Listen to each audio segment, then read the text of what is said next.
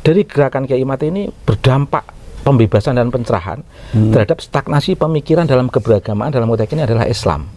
Kan nggak ada pengikut organisasi yang mencium tangan Habib selain NU. Nah iya, warga NU lah ya. Tapi anehnya menggutuk PBNU ini.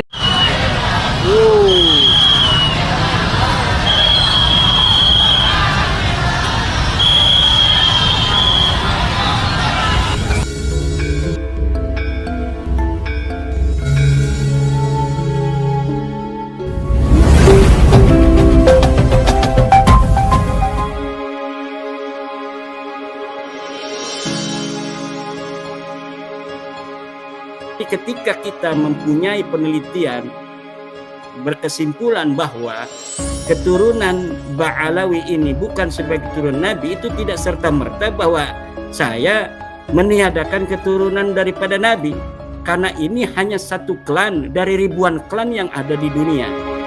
Kiai Imad mencoba mencari teks yang bisa mencerahkan sebagai pembanding teks yang selama ini dijadikan legitimasi oknum-oknum tertentu untuk mendongkrak dirinya sebagai sosok cucu Nabi, mengkapitalisasi ya yang dilegitimasi oleh teks dan tidak terbongkar. Didukung oleh pujian-pujian tokoh-tokoh terhadap oknum-oknum itu, dan didukung oleh pengelabuan teks. Tapi oleh Kiai Imad itu membongkar semuanya ini. Dan inilah duduk persoalan teks yang selama ini belum dibaca banyak orang tentang kenasapan itu.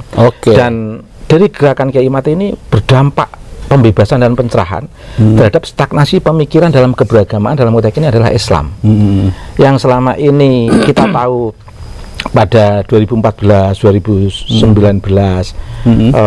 politik identitas itu menggila, hanya dimainkan oleh oknum-oknum tertentu yang menisbahkan diri sebagai cucu Nabi, dan itu pengaruhnya luar biasa terhadap keberagamaan di Indonesia, dan itu tidak terdeteksi, sehingga konflik antara Kiai Nahdlatul Ulama dengan komunitas yang menggunakan background imam besar yang didukung oleh 80% habaib, kalau saya katakan. Dan bahkan dalam sejarah KNU-an itu sampai ada Habib yang berani ngerutuk PBNU.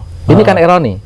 Lembaga besar yang diisi oleh ulama besar yang melegitimasi adanya habaib, tapi oleh habaib yang dilegitimasi oleh kiai, sampai jamaahnya mencucuk tangan habaib. Kan nggak ada pengikut organisasi yang mencium tangan Habib selain NU. Nah iya, warga NU lah ya. Tapi anehnya menggutuk PBNU.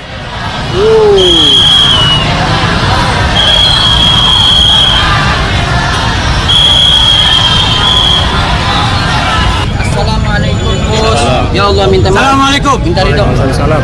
Kabar saudara, sehat. Silakan. Jadi teman-teman jangan ada yang bersuara. Saya kan bagaimana sama Saya mau bicara sama Gus Nurdin di dalam aja. Sini aja udah. Iya. Jadi begini. Mana aparat?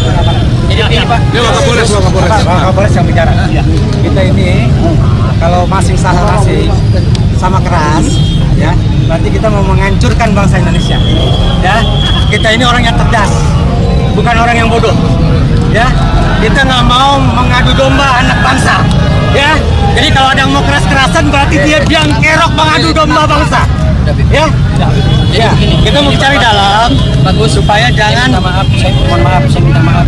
Tadi di GP Ansor sempat bentrok juga, dan sini juga saya nggak mau jadi clash. Kita sama-sama umat Islam.